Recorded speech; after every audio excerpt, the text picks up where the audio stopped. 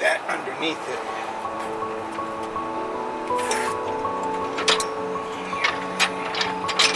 Slow down. Hold on, wait, make sure I get it all the way up. Yeah, there you go. There? Pretty close. What the f***?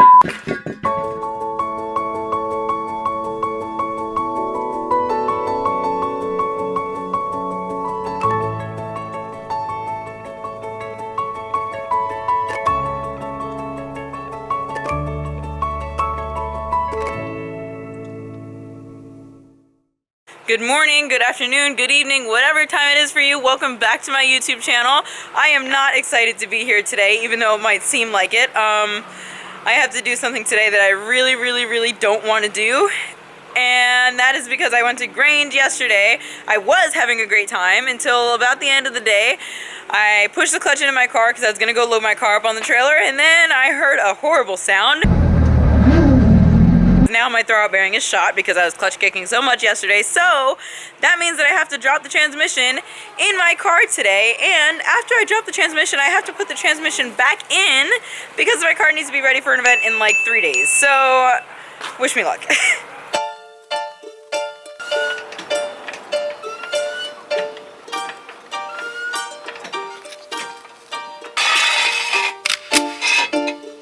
So I'm underneath the car. I'm going to try to pull the transmission right now, and I'm noticing a couple things. The drive shaft is leaking. There's a lot of fluid right here. And another thing I'm noticing is the slave cylinder on the clutch. This line does not look like it's in the best shape, but that might be power steering fluid because I always have power steering fluid leaks. Definitely needs a good looking over.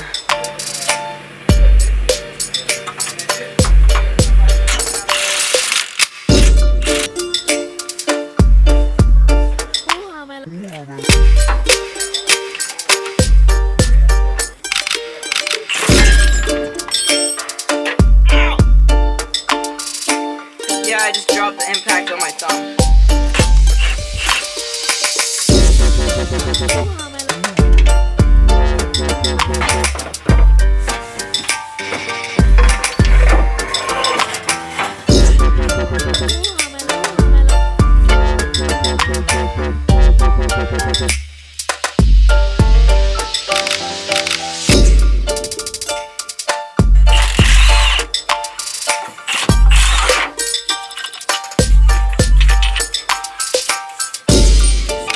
Oh my gosh, I can't even tell you, this is my first time ever doing a big job like this all by myself with no help, and like, I am so stoked right now. I'm having a good time, I'm listening to music, I'm not cursing, I got the upper transmission bolt out all by myself, and I'm really excited. This is really fun.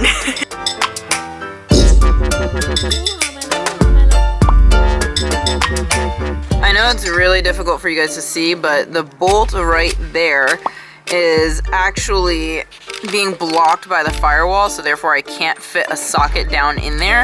Because if you look, the firewall is kind of flush with the bolt. I can't, it's so hard to see because like the angle is showing it like you can actually reach it, but I can't reach that bolt. I can't fit a socket in there because the firewall is basically covering the top of the bolt. So I have to lower the transmission somehow so that I can get a socket around that bolt like I want to be able to loosen it. I'm really not going to want to put that back on after I take it off, I'll tell you that, because on the next time that I have to do this, it's going to be the same thing.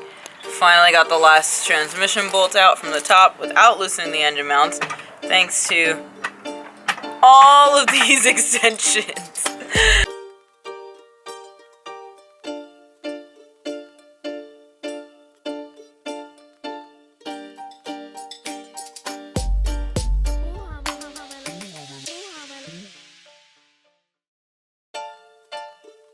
Welcome back to day 2, you guys. We are back here in the backyard today. I am ready to put the transmission back in the car, but first I have to change the throwout bearing, but the sun is going to set in like an hour, so I gotta rush. Alright, yesterday I was able to get the transmission out of the car, and as I told you guys, this throwout bearing is shot. You can hear it when I spin it, and there's quite a bit of play in the throwout bearing. You can probably hear it, listen. Yeah. Also, my dad and my helper for the day had a brilliant idea of getting a transmission jack, so it would be easier to put the transmission back in the car, so that should be helpful. Thankfully, I have a brand new bearing and I have a new release retainer as well, just in case.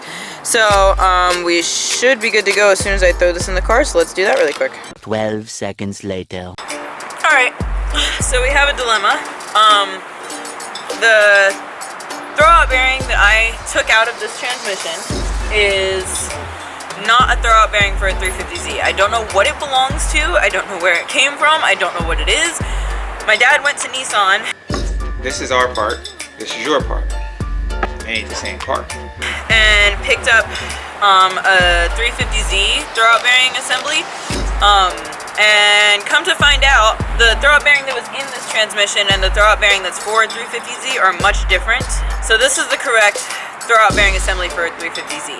This is the bearing, and then this is the housing, and then you put the release retainer on this little part right here. The throwout bearing housing that was on the transmission, what we found out is that this actual housing for the throwout bearing, this one's for a 350Z, like I said, this is the correct one. This one is much shorter than the one that was in my transmission. The one for my transmission was like about that long.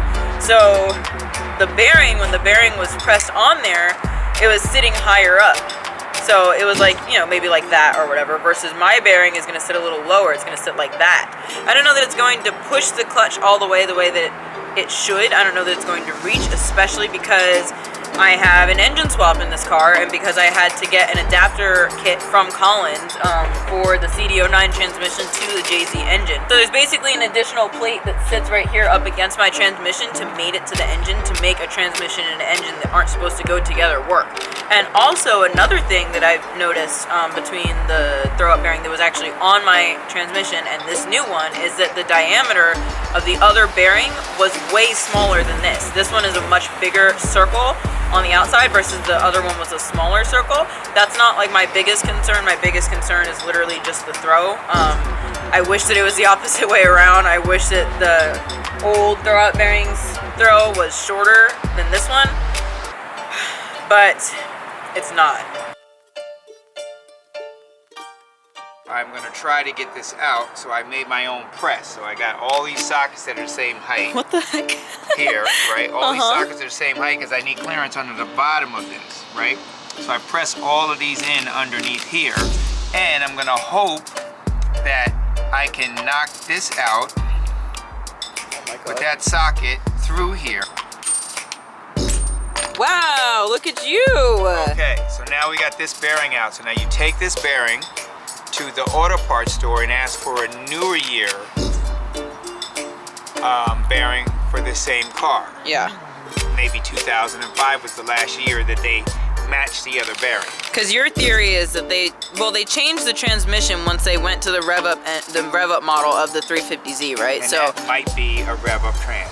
Okay, so another theory that we have is, since I've been telling these auto parts stores that I've been trying to buy parts from that my car is a 2003 350Z, I know that the transmissions have changed throughout the years over the course of the 350Zs as they evolved, so I'm thinking that maybe this transmission is not actually from a 2003 350Z. I'll show you guys. The outside of the transmission says CDO1, which makes sense because this was the first year that the 350Z was made, was 2003, but then when you go to the inside of the transmission, that says CDO2.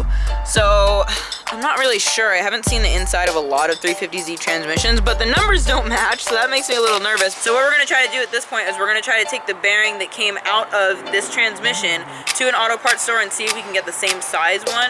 But the thing that I was most concerned about was using the housing that was on this transmission because it's a longer throw than the one that actually belongs in a 350Z.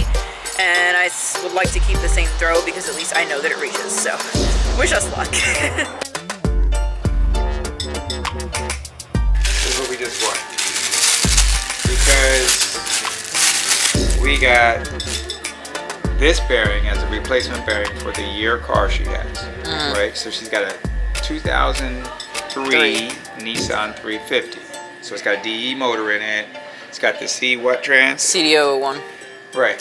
Trans in it. Should be rocket science, right? So we got this bearing here. This is our part. This is your part. as you can see, they ain't the same part. Alright, so we're back from Nissan. I don't know exactly what we were looking for over there, but we did not find it, so now we're back, and we're going to kind of stick to my original idea. This was like a thought that I had in my head, but I wasn't really sure if we were going to be able to do it.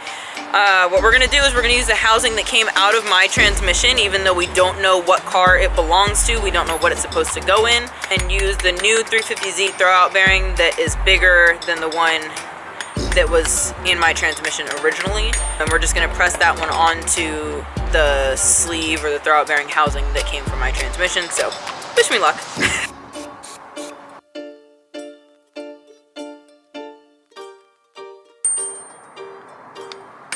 Looking good, Hollywood. Yeah.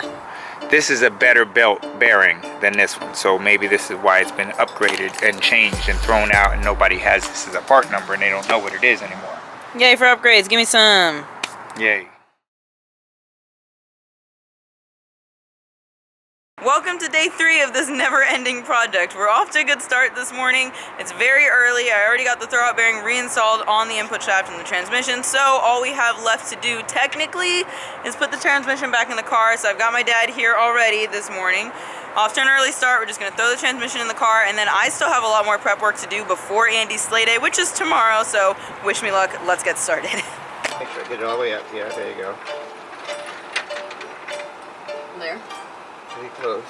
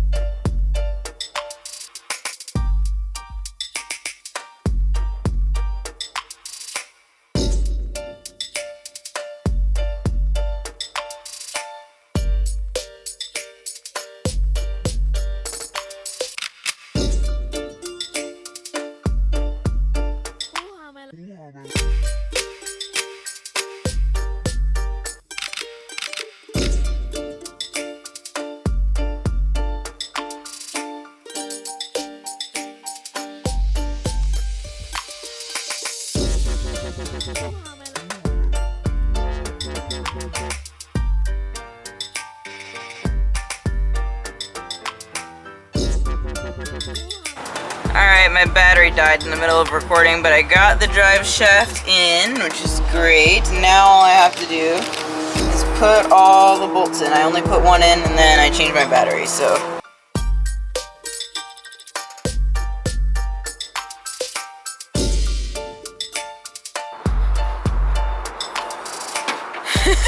Thank you for your help, sir. I can take over from here. All right. I appreciate you. All right. Bye. Oh my God. We did it, boys and girls. Dropped the transmission, replaced the throwout bearing. Took us like a whole 3 days, but we did it. I'm gonna end this video here because I got done most of the stuff that I wanted to get done, and I want to go home. If you've made it this far, I just want to thank you so much for watching. Make sure that you like, comment, and subscribe. Bye.